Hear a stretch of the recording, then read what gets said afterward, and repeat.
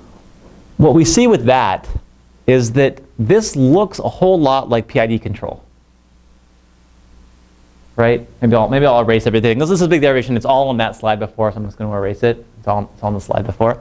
I'll just write our last thing we got from that, which was to say that the control we execute equals some term u plus k times x t minus x star.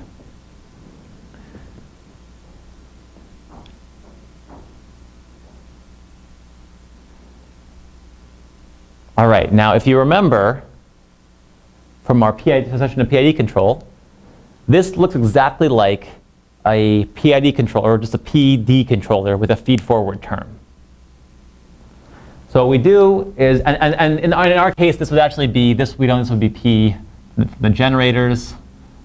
This would be K, but I'll write it like K theta and then K omega times this thing, which is really theta minus theta d, and then omega minus omega ref.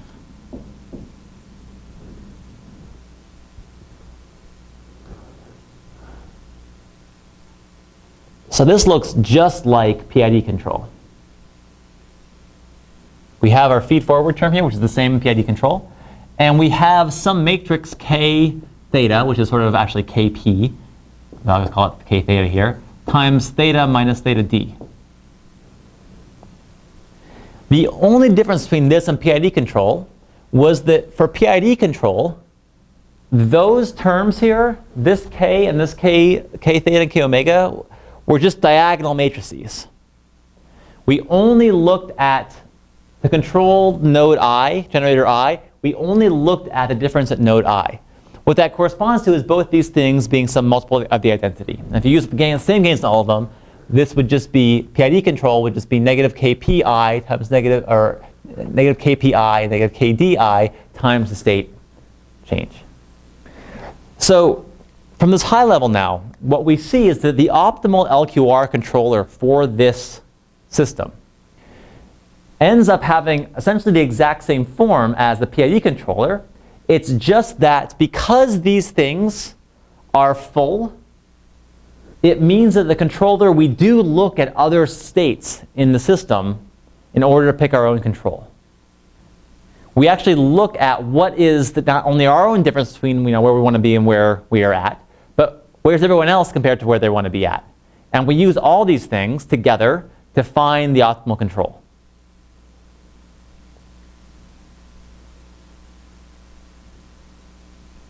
Now, in terms of which one is better, there are some advantages and disadvantages to both. The nice thing about LQR is that it oftentimes is easier to specify costs than it is to specify gains. So it's hard for me to look at this system, say, and know what gains are right there. And if I see some behavior, I don't always even know how to change the gains to get better behavior. I mean, I can a little bit because you develop intuition with these things, but it's really hard sometimes. It's much easier for me, and this is speaking kind of personally, maybe people that have worked in PID control for 20 years have a different opinion here, but for me it's a lot easier to specify costs on the state and on the control. What that means is if my state here if this state is just too far from where I want it to be, I'll just turn up the cost on that. I'll make the Q corresponding to that term bigger. And I typically pick Q here, by the way, to be some multiple of the identity, or at least a diagonal matrix. I almost never have cross terms in Q, even though you can. It's just usually the identity times some diagonal matrix that just weights these different things. So I'll just specify some weighting. If these are too far away, I'll turn up that way a little bit. If it's maybe moving too fast, oscillating too much, I'll turn up the cost on this. And if it's executing too big control impulse, I'll turn up the costs on the U's. Now, of course, I'm talking about tuning still, right? So you could just easily say, well, you could do the same thing with gains, right? You just tune up one gain to another gain.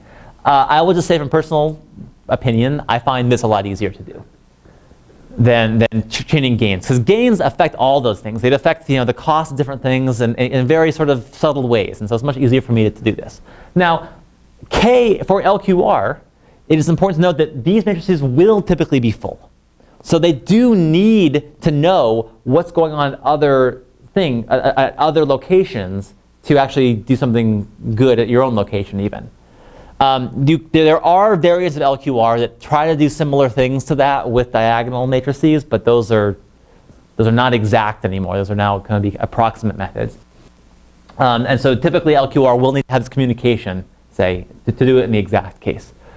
And that's true even when you have diagonal costs. You still will typically have dependencies between different states that are brought on by the dynamics themselves.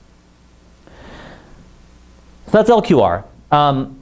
Now, and I should also say, if we sort of look at how it does, this is the sequence of derivation from the desired state and from the desired angular velocity here, and that's a pretty smooth type of control. That actually is controlling it very well. You know, it's actually not, so let's scroll back a ways, it's not sort of too different from what you got with PD control. And of course, you can get these things to look good. When we also we know the feed-forward term here because we assume we have a model, so it looks better than the integral control, even when I've tuned it a little bit. But you know, it's not like it's just blowing us out of the water either. The integral control looks pretty good too. So this might be a little bit better, but it A, knows the feed-forward term, and B, does something even better because it has all this communication between all the different nodes. But it is doing the optimal control, so at least according to this cost function, it definitely is better than PID control. It has to be. It's the optimal according to that cost function. So the time we have left, let me talk about an issue with LQR and then how we might solve that. And this will bring us sort of full circle back to control via optimization again. So LQR, the state sequences that we get and the controls we get, they all look beautiful, right? They're sort of very smooth. They have a feedback controller. Everything looks nice.